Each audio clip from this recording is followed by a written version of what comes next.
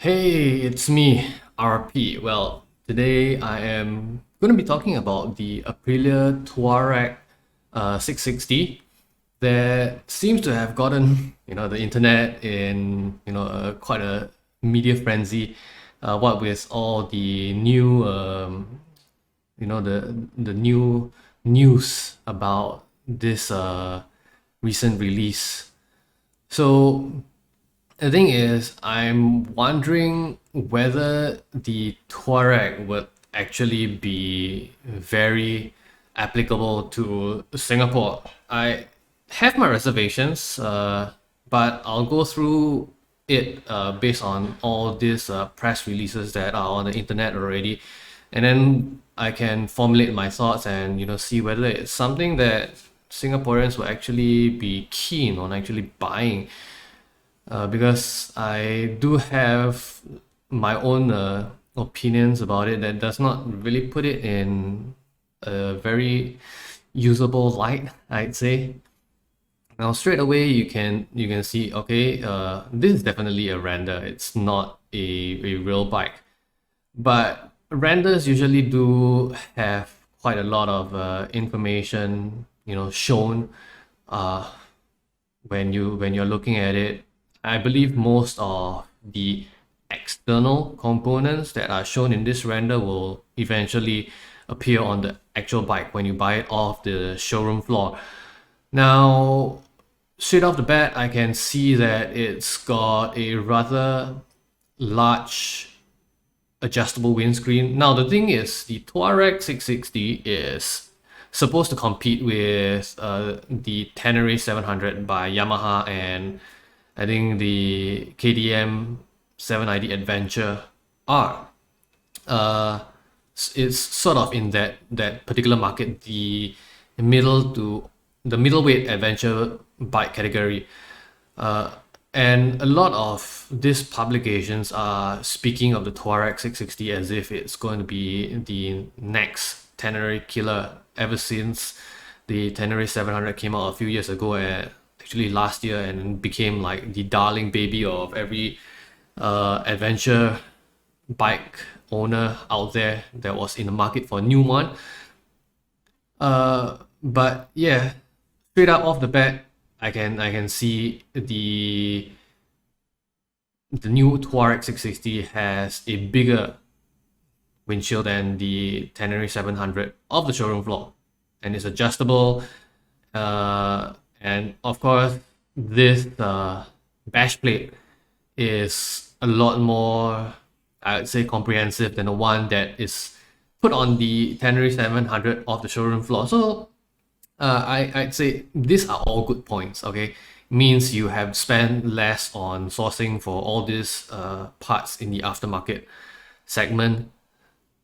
Pipe, the stock pipe placement is pretty high as well.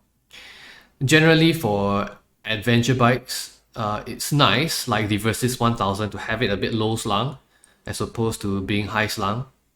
But considering that this is definitely geared towards the adventure bikers that are going to be more off-road, having it a bit high slung and then sacrificing a bit of its ability to carry actually large, good panniers is probably worth it, I'd say, because most ADV bikers that are going to go off-road, they are probably not going to be putting hard side cases. They're going to be putting soft pannier back, so this isn't a problem.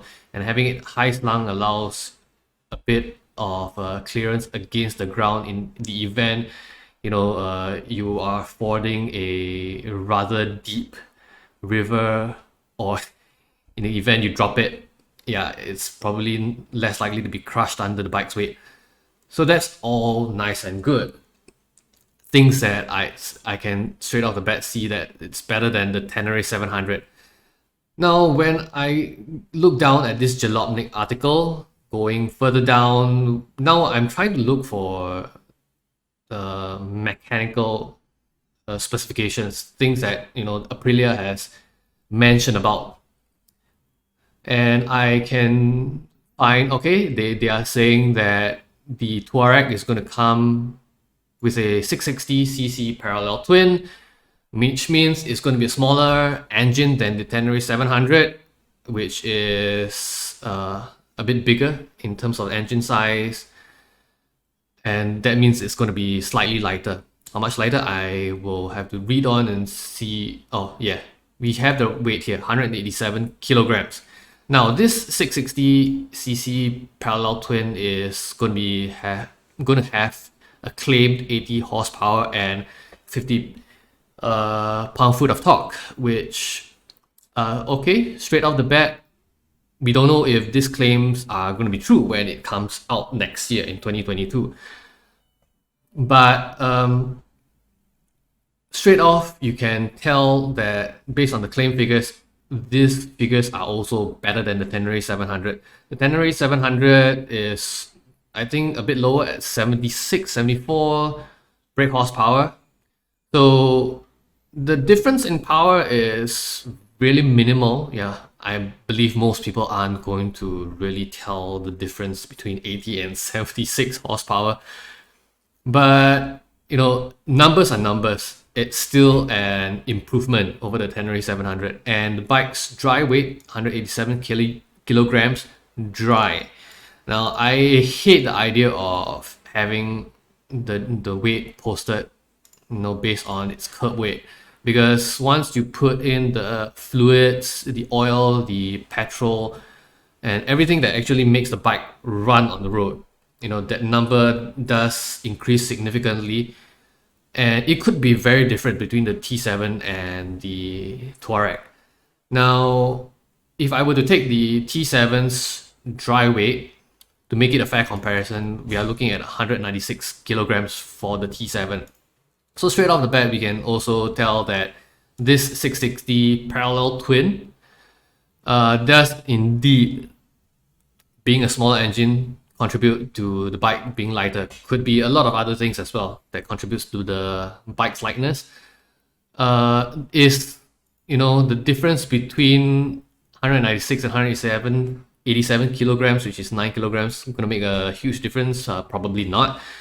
You know, I believe, like, when you are talking about a bike that's close to 200 kilograms, that difference probably doesn't mean much when you are trying to pick it off a muddy hill, or, you know, on the trails. Okay, it will matter a bit on the side of performance, because now you get more horsepower per kilo when we are talking about the itty bitty little things in its specifications. Suspension, another thing that is probably I think there's gonna be a more comprehensive. No, not here. Yeah, this one, Cycle World. I think it has a more comprehensive specification list down at the bottom that we can look at. Let's see. All right, here. Now, front suspension, rear suspension, Kayaba 43mm inverted fork, Kayaba piggyback shock. So front brake, 4-piston Brembo calipers, dual 300mm disc. So for the most part, when it comes to the brakes and the suspension, it's not much of a difference between this Tuareg 660 that's coming out next year and the T700. So most of the difference is going to be obviously be in the engine. Okay, the Tuareg is definitely going to perform better. It's a lighter weight, and it does have some accessories that comes on with the stock bike that I believe is better served on an off-road bike than what comes with the T700 off the showroom floor. Now, the thing is, there is definitely going to be a price difference to these two machines. No statement has been put forth by Aprilia as to what the Tuareg 660 is going to cost, because it's still, I mean, 6 to 7 months ahead of its release. But we can sort of get a rough idea as to how much it might possibly cost, because the Tuareg 660 is going to be based on the same platform as the Tuono 660 and the RS 660. Now in Singapore, the RS 660 costs 27,142, so almost 28 grand when it comes to being sold on the road. That means the price of the machine after import taxes and before the certificate of entitlement. So this is the most consistent figure before talking about this goddamn fluctuating piece of shit over here. But okay, so this is going to be the most consistent number to peg the Tuareg 660 against. I'm gonna guess it's gonna be maybe 29 grand when it comes for the machine price. However, if we were to look at the T700, okay, T700 back in January 13, 2021, it was being sold at a price of 29,000, including the certificate of entitlement. And back in January, the certificate of entitlement was, let's see, it was about, no, not here. It was about 7,500. So if we were to make apples to apples comparisons, the machine price for the T700 moving forward is about 21.5 grand to 22 grand, depending on the dealer markup, you know, wherever you buy the Tenere 704. So this means that between the Tuareg 660's possible 28 to 29 grand and the T7's 21 grand, you know, machine price, there is an almost $7,000 to $8,000 difference in Singapore. Is all this, you know, these adjustable larger windscreen, this bash plate, you know, some of the better ergonomic parts, and of course the better performing engine worth that $7,000 difference? I personally, I don't really think it does. Okay, in the US, in the UK, Europe, a lot of people are very excited about this bike because it rightfully is a better machine, and I believe the price difference is probably not as much. In the UK, for example, the price of a T700 is about 7,000 to 8,000 pounds, roughly around there. Whereas the Tuono 660 is about 9,900 pounds. And if we take that price and use it as a benchmark for what the Tuareg 660 possibly might cost in the UK, the difference is maybe only about 1,000 to 2,000 pounds. The difference is a lot smaller there. So to most people in overseas markets, that difference doesn't make a lot of impact on their decision making. When you look at the difference in specifications, it's a justifiable price increase for what they're getting over a T700. But in Singapore, I don't think so.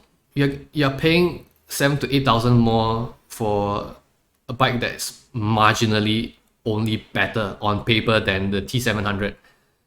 And the other thing is, I'm not even sure these improvements are something that can be usable in Singapore ever since the COVID-19 lockdown. In fact, I would extend the same idea to Malaysian buyers. You know, Malaysia is probably having an even worse lockdown situation than in Singapore. And while Singaporeans generally, we are better well off. Well, I mean, we can afford to buy these bikes. Malaysians, they are probably going to be hard pressed when it comes to buying bikes. To begin with, a T700 in Malaysia is already considered extremely expensive to most average people earning an average salary there. So it's probably not going to be worth it on both sides of the causeway.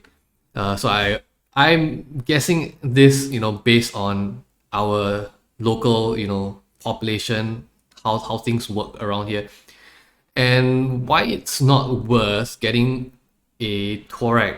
Okay, it is a nice bike. If money was not a problem and I had space to add another bike to my stable, I would probably be interested in buying it. But then when you sit back and think about the situation we are in, Singapore is an island city, okay, with borders closed to our only neighboring country, which is Malaysia.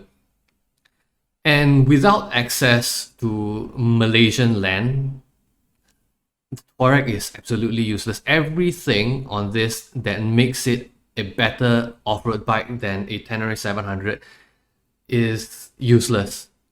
In Singapore, dirt bikes, anything that is built to go off-road, has become, I would say, not worth the money to your average buyer. So whereas, you know, if a new if Harley Davidson brought the Pan America to Singapore, I believe that, you know, Singaporeans with that money to afford such a bike will be interested in it, because the Pan America may be an adventure bike, but it's catered to somebody that rides more on the road than somebody that's going to hoon around in gravel, mud, and so on and so forth.